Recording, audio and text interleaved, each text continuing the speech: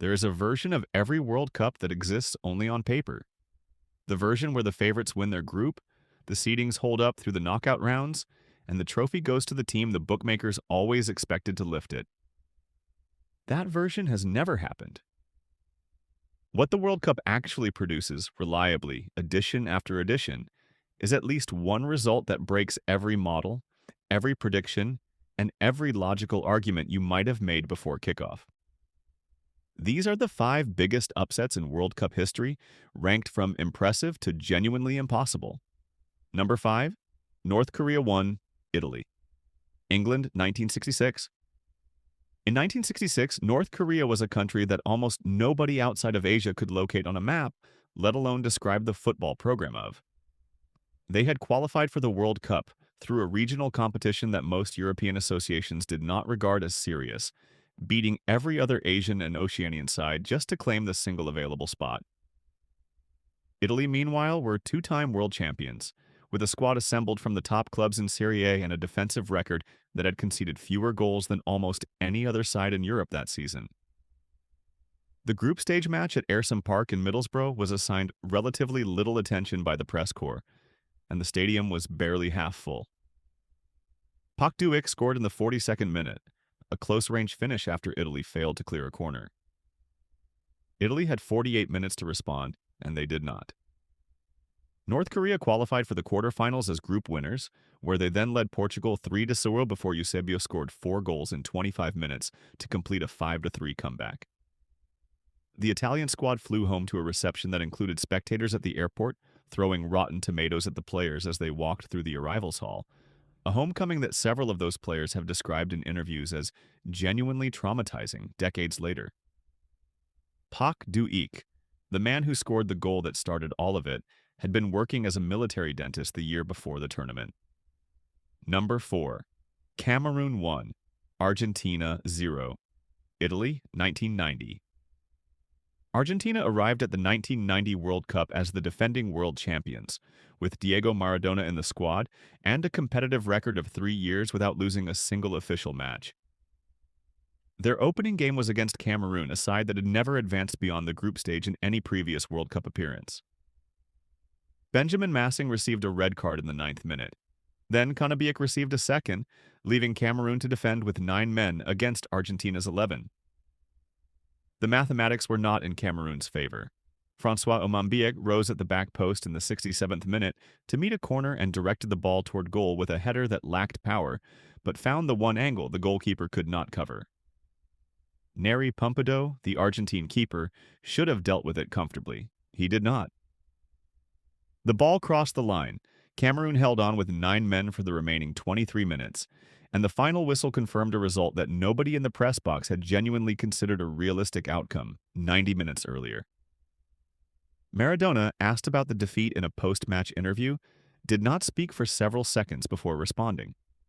Several Argentine players later said that the dressing room, immediately after the final whistle, was completely silent.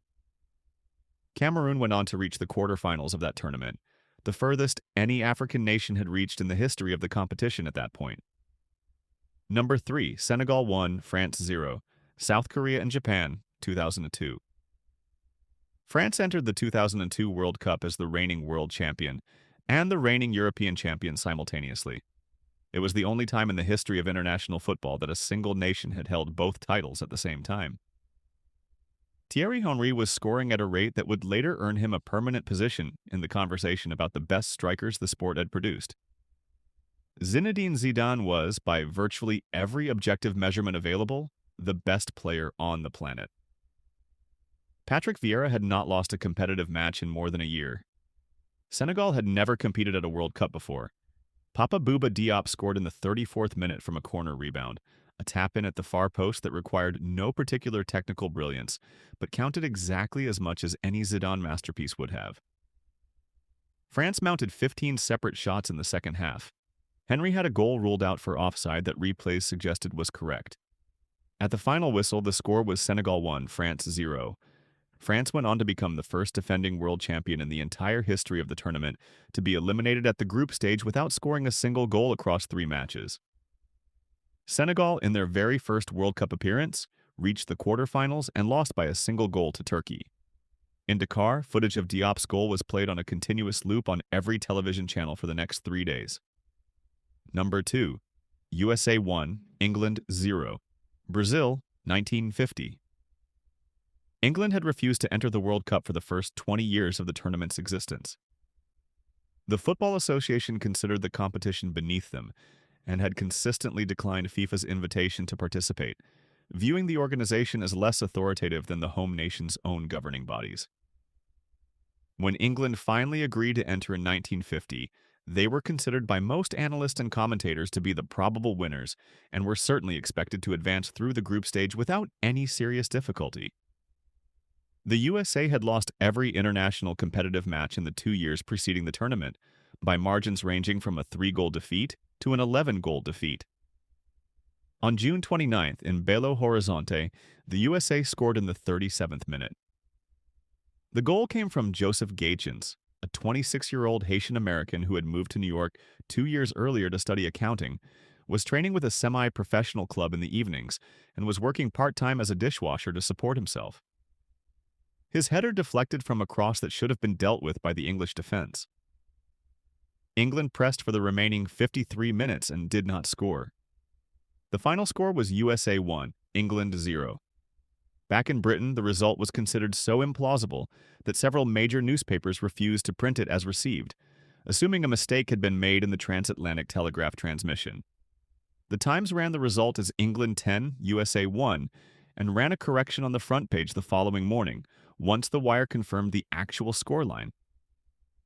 England went home in the group stage, and the result has been described by several football historians as the most embarrassing single outcome in the history of English international football.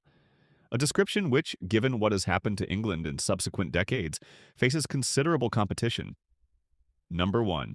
Saudi Arabia 2, Argentina 1. Qatar 2022. Argentina had not lost a competitive international match in 36 consecutive games. That run had begun in July 2019 and had included a Copa America title, a finalissima victory over Italy in the European and South American champion playoff, and a World Cup qualification campaign in which they finished at the top of the CONMEBOL table by a wide margin. Lionel Messi was 35 years old and was widely understood by most analysts to be competing in his final World Cup. The bookmakers had Argentina at 7-1 before the tournament started, making them the single most heavily backed team since Brazil arrived at the 1970 World Cup with Pelé, Tostão, and Jairzinho. Saudi Arabia had not defeated any team ranked within the FIFA top 20 in 15 years. Messi converted a penalty in the 9th minute, and the match appeared to be unfolding exactly as every projection had predicted. Saleh Al-Shehri scored 3 minutes after halftime. Salem Al-Dawsari received the ball on the left channel in the 53rd minute and struck a diagonal volley from approximately 15 yards that flew into the top corner of the Argentine goal. It was the kind of strike that would receive attention regardless of the occasion, the scoreline, or the tournament it was scored in. Argentina pressed relentlessly for the remaining 42 minutes with an urgency that made visible exactly what going home at the group stage would have meant for that squad, for Messi, for a country that had not stood at the top of the sport since 1986. They scored nothing. The final whistle blew, and the Saudi players and supporters in the corner of the Lusail Stadium produced celebrations that have since been replayed millions of times. In Jeddah, the streets were still full by midnight. What makes this result stranger, not less strange in retrospect, is what happened in the following 3 weeks. Argentina recovered, won every subsequent game in the tournament, and became world champions in December 2022. The team that had been beaten by a side that statistically had no realistic basis to beat them went on to win the whole thing. That is the World Cup. Every team on this list came into their match as a side with nothing to lose, facing a side that had everything to lose. Every single one of them used that gap to produce something that no model, no algorithm, and no press conference prediction had accounted for.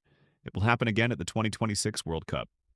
In a group stage match on a Tuesday afternoon, in a stadium that the television schedulers have not prioritized, against a result that will feel completely impossible for the first 80 minutes and completely confirmed by the 90th.